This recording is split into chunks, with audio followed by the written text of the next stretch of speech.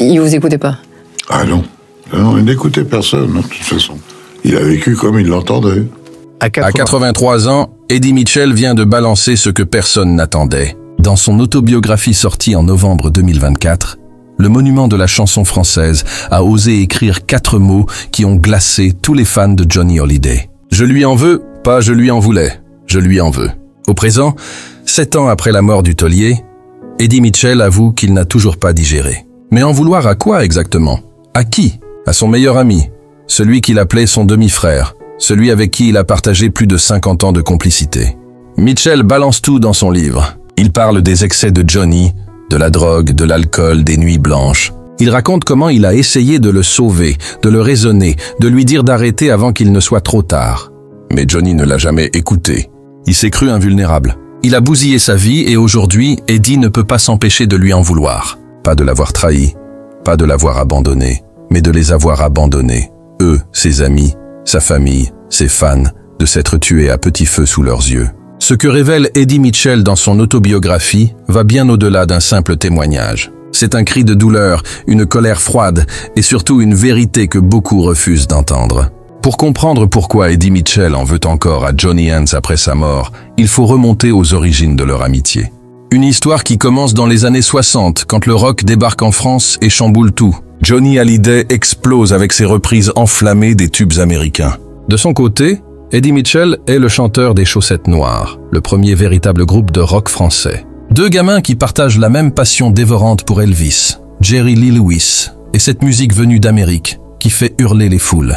Mais leur relation va bien au-delà de la simple camaraderie professionnelle. Johnny et Eddie deviennent inséparables. Ils partagent les mêmes scènes, les mêmes délires, les mêmes excès.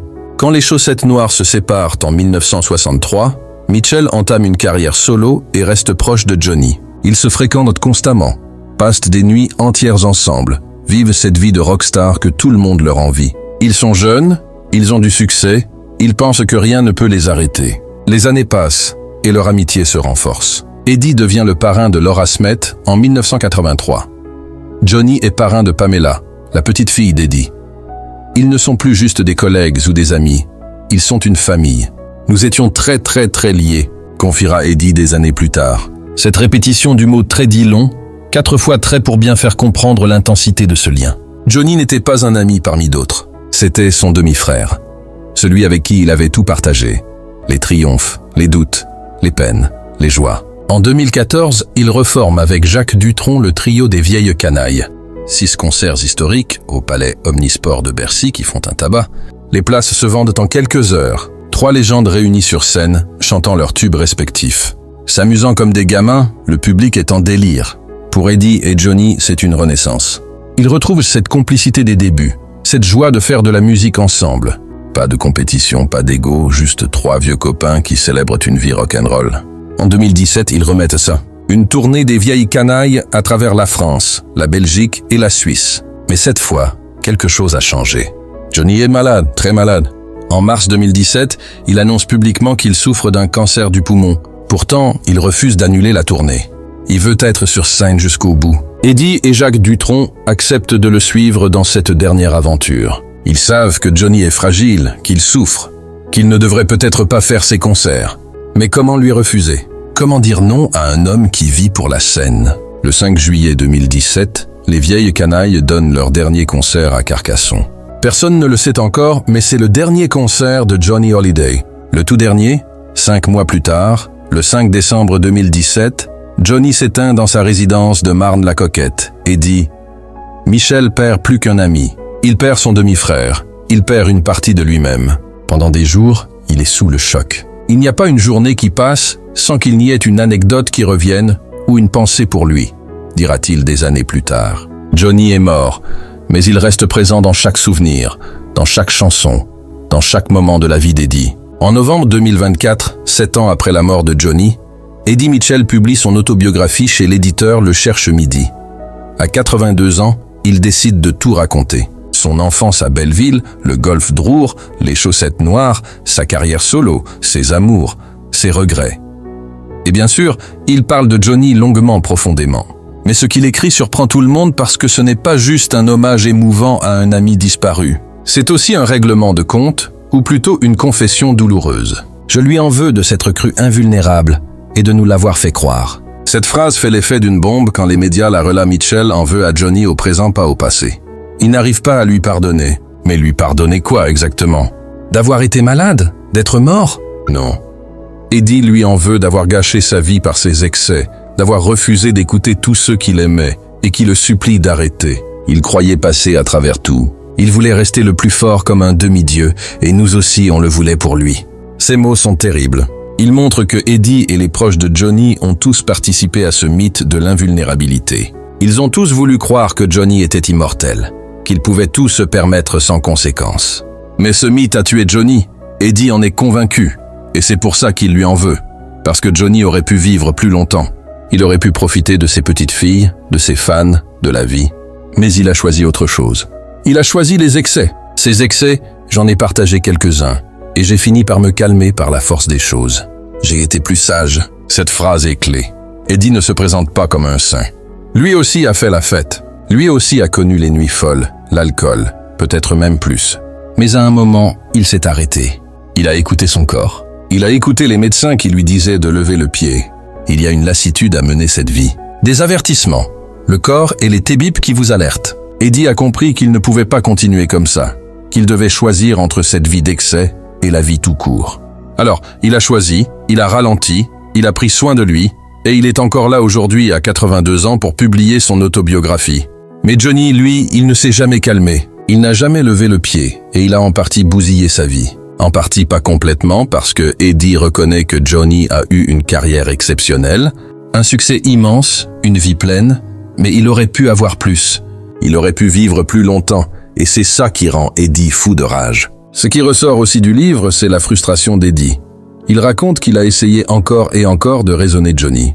Dans la vie, j'étais un peu son grand frère. Quand il prenait des choses dérangeantes, je lui disais de se calmer. Cette phrase, Eddie l'a prononcée dans une interview en novembre, 2 ans avant la publication de son autobiographie. Des choses dérangeantes, un euphémisme pour parler de la drogue. Eddie ne tourne pas autour du pot. Il sait que Johnny se droguait.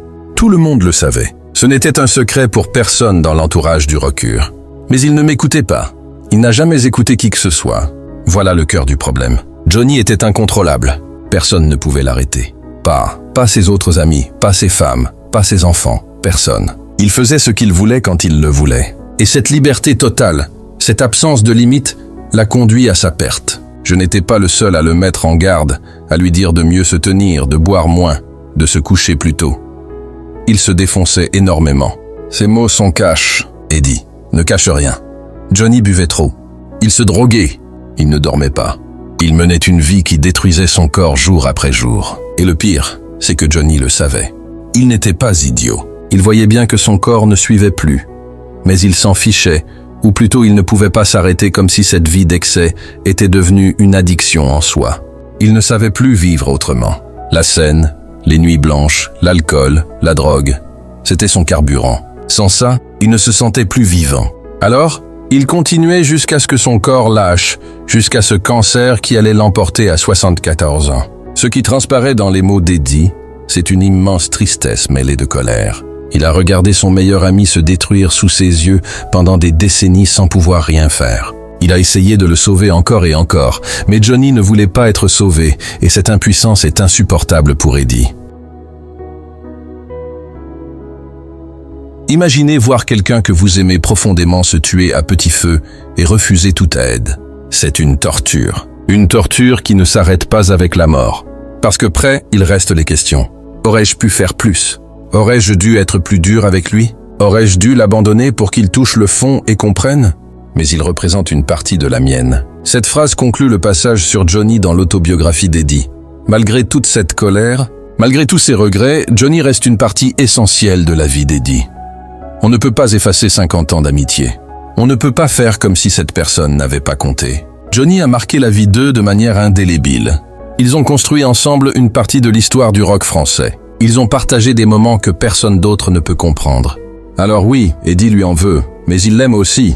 Et c'est cette ambivalence qui rend son témoignage si poignant. En mars 2021, Eddie sort un single intitulé « Un petit peu d'amour ». Une chanson hommage à Johnny 4 ans après sa mort. Les paroles sont déchirantes, mais tu as brûlé toute ta vie en petit matin, en blanche nuit. Trop tard pour regretter le passé. Ces mots résument tout. J a brûlé sa vie. Il l'a consumé de l'intérieur. Et maintenant, il est trop tard. On ne peut plus rien changer. On ne peut que regretter. Eddie chante cette chanson avec une émotion palpable. On sent qu'il pense chaque mot qu'il prononce. Ce n'est pas une chanson écrite pour faire un tube. C'est un message adressé à son ami disparu. Un dernier reproche, un dernier pardon aussi peut-être. Certains pourraient penser qu'Ed Mitchell est dur avec Johnny, qu'il ne devrait pas critiquer un mort, encore moins son meilleur ami, qu'il devrait se contenter de beaux hommages et laisser les zones d'ombre dans l'ombre. Mais Eddie a choisi une autre voie, celle de la vérité. Il refuse de participer à la mythification de Johnny. Il refuse de faire comme si tout était parfait, comme si Johnny était un saint. Non, Johnny était un homme avec des failles, des faiblesses, des démons, et ces démons l'ont tué. Eddie estime qu'il faut le dire pour que les gens comprennent, pour que les jeunes artistes ne reproduisent pas les mêmes erreurs, pour que la légende ne cache pas la réalité. D'ailleurs, Eddie a toujours été cash sur le sujet. Même du vivant de Johnny, il n'hésitait pas à le critiquer publiquement quand il trouvait que le rocker déconnait. En 2021, il qualifie le concert Hommage à Johnny, diffusé sur France I de morbide. Il refuse d'assister à certaines expositions organisées par Laetitia, estimant qu'elles ne correspondent pas à l'esprit de son ami. Il dit clairement qu'il ne supporte pas la statue monumentale plantée devant Berry. Pour lui, tous ces hommages tapent à l'œil, trahissent ce qu'était vraiment Johnny. Eddie préfère se souvenir de l'homme, pas de la statue, de l'ami, pas de l'idole. Mais derrière cette franchise, il y a aussi une douleur profonde. Eddie a perdu son demi-frère, il a perdu celui avec qui il avait tout partagé. Et cette perte est irremplaçable. On ne se remet pas de la disparition d'une personne qui représente une partie de votre vie. Il n'y a pas une journée qui passe sans qu'il n'y ait une anecdote qui revienne ou une pensée pour lui, confie Eddie. Johnny est présent partout dans les chansons qu'Eddie écoute, dans les souvenirs qui ressurgissent, dans les moments où il aurait aimé l'appeler pour lui raconter quelque chose. Johnny est mort, mais il continue d'occuper une place énorme dans la vie d'Eddie. Il y a aussi cette culpabilité qui ronge Eddie. Aurait-il pu sauver Johnny? Aurait-il dû être plus insistant, plus violent dans ses reproches? Eddie a essayé de jouer le rôle du grand frère. Il a mis en garde Johnny des centaines de fois, mais ça n'a pas suffi. Et maintenant, il se demande s'il aurait pu faire plus. Cette question restera probablement sans réponse parce qu'on ne saura jamais ce qui aurait pu changer le cours des choses. Peut-être que rien n'aurait pu arrêter Johnny. Peut-être que c'était son destin de vivre vite et de mourir jeune, ou en tout cas plus jeune qu'il n'aurait dû. Ce qui est sûr, c'est que Eddie porte cette colère et cette tristesse en lui depuis 7 ans. Il a décidé de les exprimer publiquement, pas pour salir la mémoire de Johnny, mais pour dire la vérité, une vérité inconfortable, douloureuse mais nécessaire parce que au-delà de la légende, il y avait un homme fragile, destructeur, magnifique et pathétique à la fois. Un homme qui a fait des choix et qui en a payé le prix. En novembre 2024, pour promouvoir son autobiographie, Eddie Mitchell multiplie les interviews. Partout, on lui pose la même question. Pourquoi dire que vous lui en voulez? Pourquoi être aussi dur? Et Eddie répond toujours la même chose parce que c'est ce que je ressens. Parce que je ne vais pas mentir. Je lui en veux de ne pas avoir pris soin de lui, de ne pas m'avoir écouté, de nous avoir laissés trop tôt. C'est égoïste, je sais, mais c'est humain. Sa sincérité désarme les journalistes. On ne peut pas reprocher à quelqu'un d'exprimer ses sentiments, même s'ils sont difficiles à entendre. Les fans de Johnny sont partagés. Certains accusent Eddie de trahir la mémoire de son ami. D'autres le remercient, de dire enfin les choses telles qu'elles étaient, de ne pas participer à cette agéographie permanente qui transforme Johnny en dieu vivant. Parce que Johnny n'était pas un dieu, c'était un homme immense. Certes, un artiste génial, sans aucun doute, mais un homme avec ses limites, ses erreurs, ses faiblesses, et reconnaître ça n'enlève rien à sa grandeur. Au contraire, ça le rend plus humain, plus proche, plus touchant. À 83 ans, Eddie Mitchell n'a plus de temps à perdre avec les faux semblants. Il a annulé sa tournée d'été 2025 pour raison de santé. Il sait que son temps est compté. Alors, il dit ce qu'il a à dire. Il vide son sac. Il exprime sa colère, sa tristesse, son amour pour Johnny. Tout ça en même temps parce que les sentiments ne sont jamais simples. On peut aimer quelqu'un et lui en vouloir en même temps. On peut pleurer sa disparition et être furieux contre lui. On peut regretter qu'il soit parti et lui reprocher de n'avoir rien fait pour rester. Eddie Mitchell en veut à Johnny Hawley. C'est un fait, mais il l'aimait aussi plus que tout. Et c'est justement parce qu'il l'aimait autant qu'il lui en veut autant. Parce qu'on n'en veut qu'aux gens qui comptent, vraiment. Les autres, on s'en fiche. Mais Johnny représentait une partie de la vie d'Eddie. Alors, sa disparition a laissé un vide immense.